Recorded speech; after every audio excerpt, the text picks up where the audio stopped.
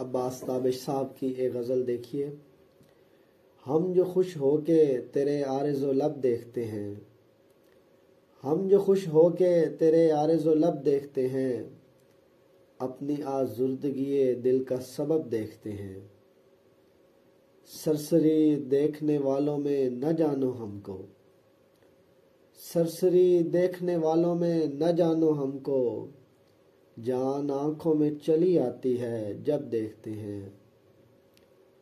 مجھے لگتا تھا کہ ایک میں ہی تجھے دیکھتا ہوں، مجھے لگتا تھا کہ ایک میں ہی تجھے دیکھتا ہوں، چشم بددور تجھے شہر میں سب دیکھتے ہیں۔ چاہیے ہوتا ہے ایک وقفہ تعظیم ہمیں، چاہیے ہوتا ہے ایک وقفہ تعظیم ہمیں، ہم جہاں قامت دلدار کی چھپ دیکھتے ہیں۔